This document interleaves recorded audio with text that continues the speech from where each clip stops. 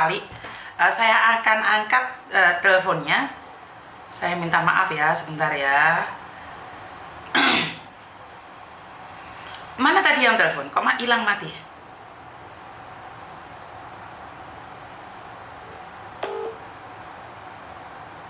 Halo, assalamualaikum. Halo, Mbak. Assalamualaikum. Kenapa mas? Ini ibu kan ke rumah sakit, gitu. Oh, yang nggak bisa terbang itu ya? Gimana? Terus? Ke rumah sakit, terus kan nganu ini pun operasi ini ku terus bayar 10.000, terus ini aja tiap hari ini malah 50.000.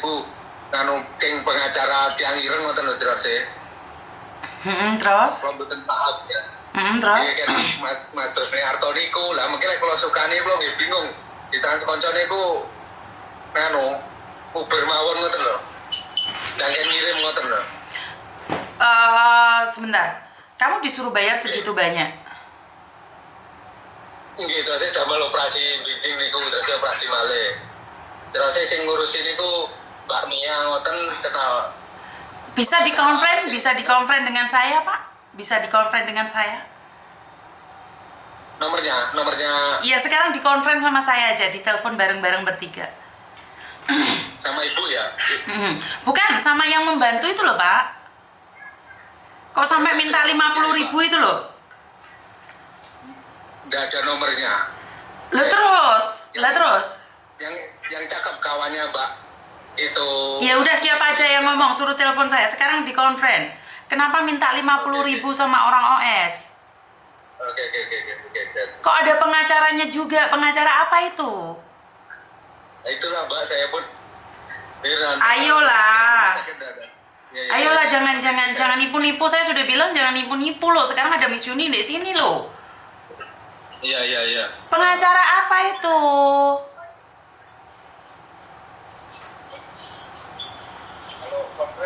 Bagaimana dokter? Telepon liane sambung. Disambungkan. Oh, sama Mbak Ningsih. Mbak Ningsih. Ayo jangan nipu-nipu gitu dong teman-teman. Temenmu ada yang sakit. Nggak ada loh di Hongkong dimintain uang dulu. Iya. Halo. Halo, Mbak Ningsih, dina jelasnya kan yang si Yuni ini pripun bayarin itu. Terus bawah Yuni wow. Halo, assalamualaikum. Halo ya. Assalamualaikum. Miss Yuni. Oh, Jenengan- Miss Yuni. Kenapa Mbak? Iya. Gimana? Miss Yuni, Assalamualaikum. Waalaikumsalam. Gimana sayang? Enggak, gini loh. Bibik saya, ya kami semua ada di Hongkong kayak gitu. Ya saudara, ya tetangga, ya kayak gitu dan ceritanya. Ya kami tuh mengkhawatirkan. Saya kemarin tuh yang ngantar ke airport, tapi nggak tahu kalau dia atau ibu itu tuh ada masalah di imigrasi kayak gitu. Dia nggak ada cerita sama sekali, ceritanya kayak gitu. Apa itu? Sekarang tuh dia posisikan di rumah sakit. Terus sudah mendatangani, katanya sudah mendatangani biar apa itu prosesnya cepat kayak gitu. Katanya satu hari itu 10.000. Terus mau operasi itu katanya 60 atau 50.000 kayak gitu. Tapi ibu itu ada teman yang mencarikan pengacara untuk membantu dia proses apa itu proses biar ISS itu apa tuh? ISS ya. Terus? Kayak gitu. Tapi katanya pengacara itu membayar 1.000 kayak gitu. Prosesnya kayak gitu biar jadi paper katanya kayak gitulah. Diurus paper kayak gitu, dicarikan pengacara. Terus itu kayak gitu. Kami itu kan dia mau bantu keuangan apa itu kan bisanya keluar kan hari Minggu.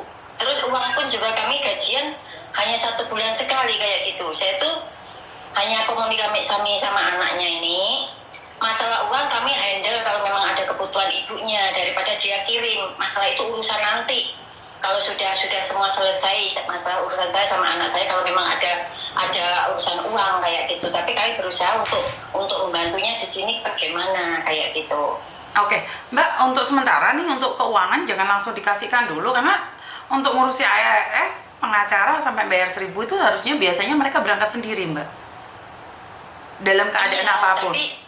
Terus? Tapi ini tuh gini loh, seperti ibunya itu seperti saya tuh bingung, ibunya tuh kayak gitu, bingung. Umpamanya kamu Miss Yuni kok tidak ada menghubungi saya, tanya gini kayak gitu. Pertama saya menyadari ibunya kayak gitu tuh sebab posisi sudah di rumah sakit, terus sudah mendatangani kayak gitu. Jadi dia tuh mikirnya yang cepat mana kayak gitu. Jadi mengeluarkan uang nggak apa-apa, katanya kayak gitu. Katanya ini itu yang mendampingi itu nanti mau ke rumah sakit, katanya kayak gitu. Ya udah, kalau kalian bilang seperti itu, bayar 50.000 pun kalian rela, ya udah monggo. Karena memang posisi saya sendiri juga drop kemarin, saya sakit nggak bisa ngubungin kalian. Sebagaimana saya ngubungin kalian, saya sendiri aja sakit. Jadi kalau kalian bilang dengan membayar 50.000 kalian rela, ya monggo. Ya, bukan masalah itu, maksudnya ibunya itu mau mendatangani karena dia tuh bingung kayak gitu loh. Tidak ada tempat untuk apa itu untuk bersandar kayak gitu loh. Oke. Maksudnya kayak gitu. Umpama Miss Yuni bisa menghubungi, tanya-tanya kayak gitu, KTP apa paspor kayak gitu. Mungkin dia sudah seperti plong gitu kayak gitulah. Saya pun juga plong kayak gitu. Otomatis ada tempat bersandar untuk minta bantuan kayak gitu. Tapi nggak taunya dia pun ada usaha temennya membantu untuk mencarikan pengacara kayak gitu loh. Ceritanya kayak gitu. Ya udah, bukan kami. Ya udah kalau gitu kan sekarang sudah ada pengacara nih. Bener nggak? Sudah ada pengacara. Otomatis kan saya nggak boleh ikut campur dong. Sudah ada pengacara, nggak boleh dong saya ikut campur saya. Bener nggak? Benar, kayak gitu. Dia ada urusan sama pengacara. Kami pun juga untuk hubungan sama pengacara pun kami juga nggak bisa. Karena setahu saya di Hong Kong itu nanti ada biaya yang akan dibebaskan walaupun dia overstay karena dia tidak memiliki uang. Itu setahu saya ya, tanpa pengacara. Saya cuma bisa menunjukkan dia kemana, tapi saya sendiri nggak bisa dampingi karena saya nggak dapat uang. Saya akan menunjukkan ini harus kemana. Kalau ibunya sendiri tidak mau berusaha, karena ini memang resikonya orang sakit di luar negeri, dia harus melakukannya sendiri. Dan sebenarnya pengacara itu nggak bisa melakukan apapun karena dia sendiri yang harus berjalan. Karena bantuan dari pemerintah itu diberikan langsung pada orang tersebut, bukan pada pengacara. Tapi karena kalian mengatakan bahwa sudah ada pengacara dan suruh bayar 50.000 yang sebesar 100 juta dan kalian mengatakan itu sanggup, ya udah monggo, nggak apa-apa. Berarti kan bukan masalah 50 itu bukan. Maksudnya dia waktu dibawa ke rumah sakit itu suruh menandatangani, satu harinya suruh bayar 10.000 kayak gitu. Otomatis bisa masuknya ya udah pasrah aja, suruh tanda tangan kayak gitu. Maksudnya kayak gitu. Oke. Berarti intinya selesai dong kasusnya, benar nggak? Masih tanda tanya, sebab kami tidak bisa berhubungan dengan apa itu yang membantu dalam proses itu pengacara, karena ibunya tidak memberikan nomor telepon yang membantu itu urusan dengan pengacara kayak gitulah. Ya berarti kan kayak gitu. Berarti kan ibunya nih pingin menyelesaikan sendiri nih. Ya udah nggak apa-apa, kita lepaskan aja, kan dia sendiri yang mencari bantuan. Kalaupun ditarik 50.000 kan dia berarti sudah siap. Karena setahu saya itu nggak perlu bayar gitu loh. Yang bayar hanya ke pengacara, Mbak Yuni. 1.000 Hong Kong kayak gitu katanya. Oh, bukan 50.000 tadi. 50.000 itu yang kan mau operasi perut lagi kan? Berarti kan nggak cuma 1.000 Mbak. Berarti intinya kan nggak cuma 1.000. Padahal kalau sakit di Hong Kong ini itu ada step by stepnya, kalau nggak bayar tetap dioperasi itu ada gitu loh. Paham nggak sih maksud saya? Jadi ada step by step, tidak kayak gitu, tidak semudah yang kalian kira. Tapi kalau kalian bilang nggak apa-apa untuk pembayarannya, ya udah saya ngelepas gitu loh. Saya nggak akan berusaha cari orang untuk membantu karena saya ini cuman memberikan jalan. Apakah saya totalitas membantu? Enggak. Saya tuh kasih tahu jalan ini, harus ke sana ke sini. Ya berangkat sendiri. Itulah resikonya overstay. Tapi kalau tidak ingin apapun, ya tadi itu bayar tadi itu, ya udah nggak apa-apa. Itu yang 50 tuh rumah sakit hanya bilang ini kalau operasi bayar segini kayak gitu, bukan pengacara bilang segini tuh, bukan, hanya ke pengacara itu hanya kasih uang 1.000 kayak gitu loh, Miss. Ceritanya kayak gitu yang saya ngerti kayak gitu. Oke. Berarti intinya masalah sudah selesai ditangani pengacara, betul tidak? Oh iya. Ya paham. Mungkin ibunya sudah minta tolong teman untuk mencarikan pengacara tanpa perundingan sama kami kayak gitu, karena dia tuh buntu kayak gitu loh. Saya paham. Kami pun juga tidak bisa menjenguk ke rumah sakit karena posisi kami ikut orang juga, jadi bisanya hanya hari Minggu untuk menjenguk keadaan beliau gimana kayak gitu, hanya hari Minggu. Karena gini Bu, sekali lagi coba nanti sampean besok ya, coba ngobrol sama dia nih. Iya. Setahu saya itu ada jalan supaya kalian nggak bayar 50 juta. Ini setahu saya. Ini hanya kalian yang bisa melakukannya. Kalau kalian butuh informasi, kalian boleh cari saya. Tapi kalau kalian sudah pasrahkan los-losan termasuk biayanya semuanya untuk diberikan sama pengacara, saya ragu. Karena memang di Hong Kong itu ada. Jadi daripada nih kalian ngasih ke orang, oke 1.000 buat ISS atau apapun namanya, ya udah monggo silahkan. Tapi untuk bayar 50.000 itu berat gitu loh. Menurut pendapat saya 50.000 itu berat, 100 juta gitu loh. Daripada nih buat bayar yang bisa gerak. Dan jangan bilang kalian punya uang gitu loh. Kalau ini orang pemerintah bisa bahasa Indonesia dan kalian bilang sakit punya uang 50, kalian suruh bayar. Saya tuh eman gitu loh. Karena kan kalian bayari hari ini kan hitungannya di belakang. Itu saya. Kalau saya ngeman, tapi kembali lagi pada kalian semuanya. Itu gini loh, ibunya tuh gini yang di rumah sakit. Kami belum bisa menjenguk. Besoknya mungkin besok kayak gitu. Miss Yuni. Ibunya tuh bilang gini, ini sudah suruh operasi, tapi itu pendamping pengacara, ya udah tanda tangani aja, nanti itu berkas-berkasnya dikirim, itu diajukan kalau nanti sidang.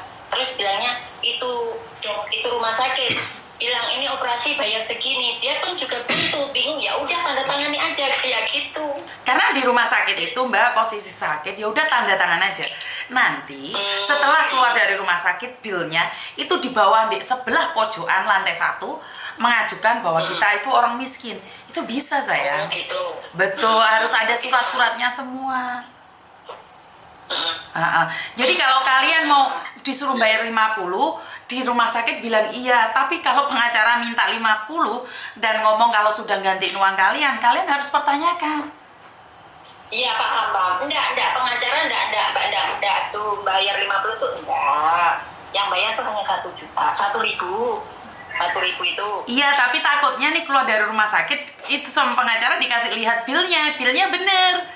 Karena dulu saya pernah anak saya namanya Lilis itu kena sampai 78.000. Akhirnya kita bayarnya kosong Mbak, nggak usah bayar sama sekali gitu loh. Paham nggak maksud saya? Jadi waktu suruh di rumah sakit tanda tangan, ya udah rumah sakit yang nyuruh, tapi pengacara yang nyuruh tanda tangan harus dicek dulu. Takutnya itu tanda tangan utang. Paham. Paham ya? Paham nggak Le maksud saya Le? Nanti besok saya ke rumah sakit, saya tanyakan, saya kasih tahu. Oke, siap. Iya, makasih Miss Yuni. Iya wes, makasih ya. Oke, assalamualaikum. Jadi saya tuh ada beberapa anak kemarin, ada yang OS juga harus bayar mahal, tapi karena memang keadaan dan kalian nggak punya uang tuh ada surat-suratnya gitu loh Mbak. Tidak, ya udah tanda tangan, tapi kok saya ini ada pengacara orang hitam mau membantu. Kalau memang benar-benar membantu, kalau cuma 1.000 minta sama saya deh, saya akan bayarkan. Tapi kalau minta 50.000 itu tidak mungkin. Nah, inilah resikonya overstay lagi dan lagi. Overstay lagi dan lagi. Ini yang selalu saya ingin katakan pada kalian. Kalian overstay sehat, masih bisa nipu sana sini, makan keringet orang sana sini, masih bisa jempalian, masih bisa maki-maki, ketahuan menipu, masih bisa minum bir dengan bangganya tos sama temen-temennya. Terus habis itu mabuk-mabuk di syuting, nyimpan uang gebokan, terus narkoba dipamerkan. Itu kalian sehat. Kalian sehat. Bagaimana kalau kalian jatuh sakit? Lah saya aja yang pura-pura baik, terbiasa baik aja sakit ngedrop loh. Apalagi kalian yang overstay. Overstay dan melakukan kejahatan. Bener gak sih? Jadi karena itu saya selalu berkata bahwa hati-hati, hati-hati, hati-hati, hati-hati, hati-hati. Jadi saya tidak ingin kasusnya persis ibu saya overstay sekarang masih di rumah sakit Hong Kong. Oh iya ta? Hadir pagi Miss Yuni. Mariam Ningsih ki sapa meneh? Wampu hadir Miss ya wes. Makanya ikut prosedur kalau ke negara susahnya kalau kayak gini nggak enak badan, betul. Jadi saya aja yang nih kalian lihat riwa-riwi Hong Kong Indonesia dedal jual juga gitu loh. Sakit juga, saya itu sakit gitu loh. Apalagi kalian posisinya ada di luar dan kalian posisinya sakit. Terus mau ke rumah sakit harus ini, harus itu. Kan kasihan keluarga kalian yang ada di Indonesia. Ini menurut pendapat saya. Jadi buat teman-teman, jaga kesehatan. Jaga stamina, jaga kesehatan, jaga stamina, jaga kesehatan. Kenapa saya tuh sangat sedih sekali dan miris sekali kalau dapat kabar sakit. Nggak tahu kenapa kalau saya dengar orang sakit itu saya kayak habis-habisan. Saya tuh nggak kuat ngomong apa lagi. Saya nggak ngerti harus ngomong apa lagi kalau tentang orang yang sakit. Tolong dong jaga kesehatan kalian, cintai lingkungan kalian, cintai keluarga kalian. Duit ojo dikirim nong di Indonesia kabeh. Simpan uangmu di rumah. Itu kan seringkali Miss Yuni ngomong kayak gitu, bener gak sih? OS banyak uangnya, Miss lepaskan saja. Oh ya udah, kalau memang banyak uangnya ya udah kita lepaskan. Makanya tadi saya nanya, kalau memang tidak butuh bantuan ya nggak apa-apa. Saya nggak akan marah loh, ya seneng loh. Karena tidak ada kewajiban bahwa saya menolong siapapun. Dan saya tidak bisa memaksa siapapun. Kalau nggak sabar minta bantuan saya terus marah-marah ya jelas. Sebentar ya, ada telepon masuk lagi.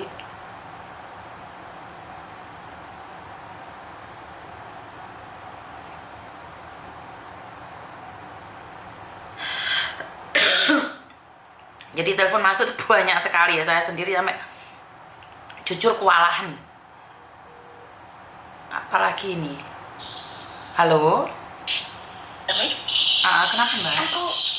Aku tadi telepon Miss Rida yang di PT itu loh Miss. Kenapa? Ini nomornya di Miss Yuni.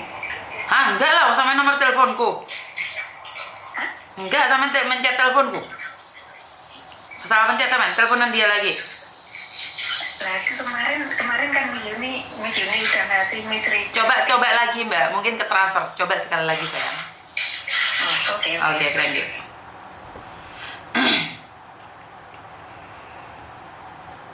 Ada telepon sampai berkali-kali, ini apa ini? Ya mati hadir betul KC, orang-orang OS tuh sombong, gayanya udah melebihi orang lokal. Kalau pulang Indo cuti tuh sekarang apa masih ribet Miss? Enggak ribet sayang, enggak ribet. Jadi nggak ada yang ribet ya, sekarang itu sebenarnya lebih mudah lagi ya. Semuanya lebih mudah. Jadi buat teman-teman yang Sumatera Jambi hadir Miss hukumnya melaporkan koncone ke OS, hukumnya sah apa enggak sih? Karena saya sendiri tidak ingin mematikan rezeki orang lain ya Mbak ya. Melaporkan teman kamu yang OS terus kamu lihat temanmu di penjara, bangga sih? Enggak sih. Kalau kamu tidak bangga dengan melaporkan temanmu yang yang OS, ya udah lebih baik jangan deh. Kalau saya punya prinsip nih, biar polisi sendiri yang menangkap. Jadi kalau kamu lihat anak OS, udah ya anak haji lah. Gak usah dilaporin. Itu menurut pendapat saya ya. Kecuali kasus kriminal yang lainnya. Jadi kalau anak itu OS, dia cari sandang pangan sendiri, nggak ngerepotin kalian, nggak merusak kalian, ngapain sih dilaporin? Apakah kita bangga bisa melihat dia masuk penjara? Enggak kan? Apakah dendam kita terpenuhi kalau kita lihat teman kita di penjara? Enggak kan? Saya pribadi itu enggak kepingin menanamkan dendam pada siapapun.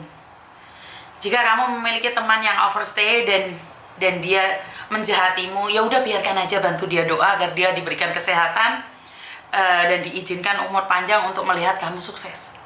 Daripada kamu sibuk-sibuk nih lapor polisi terus memenjarakan dia. Bener gak sih? Ini saya ya.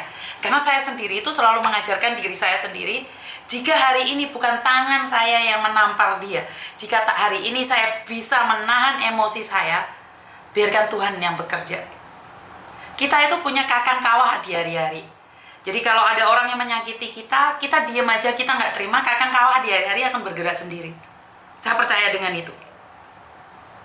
Jadi beda ya kalau sudah sindikat ya. Kalau sudah jalurnya sindikat nih, menipu atau melakukan kriminal, itu boleh kalian laporkan. Tapi kalau cuma sekedar dia cari sandang pangan sendiri, biarkan aja dia, lepaskan aja. Jangan merusak pikiran kita, hati kita dengan orang-orang yang tidak berguna bagi kita.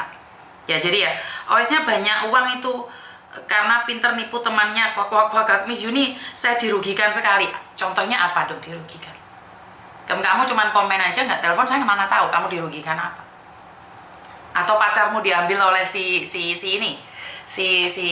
OS-an. Tapi saya sendiri tuh tidak ingin menanamkan dendam ya. Saya pribadi itu tepuk dada tanya selera, jika hari ini mereka jahat sama kamu, mungkin kamu pernah jahat sama dia. Kenapa sih apa yang terjadi sama saya tuh saya selalu berpikir bahwa itu mungkin saya pernah melakukan. Jadi kalau ada orang ngewer-ngewer saya di YouTube, ngewer-ngewer saya di Facebook, kalau ada orang menghina saya, ngata-ngatain saya pasti slow respon. Karena kalau saya kecepatan respon, sebenarnya saya tuh lagi merespon apa yang pernah saya lakukan pada diri saya sendiri. Jadi bukannya saya bodoh ya saat dihina itu saya nggak mampu menghina balik, itu bukan. Saya bisa kok. Saat saya dimaki-maki, dilokno, dinyek, apakah saya itu nggak bisa marah sama mereka? Bisa. Cuman saya itu lagi menipu saya sendiri untuk mengendalikan diri saya sendiri. Jadi saya mencoba untuk mengendalikan diri saya sendiri agar saya tidak terpancing emosi. Loh, siapa sih yang nggak marah? Aku kalau dinyek-nyek tok, dilok-lokno tok. Semua yang saya bantu dikulike. Tahu nggak di kos-kosan ada beberapa kos-kosan yang ngomong, kowe lek nggone Yuni aja ojo cerita tentang kos-kosannya dhewe lho. Ntar Yuni itu. Sebentar. Halo? Selamat pagi. Saya sendiri, kenapa Pak?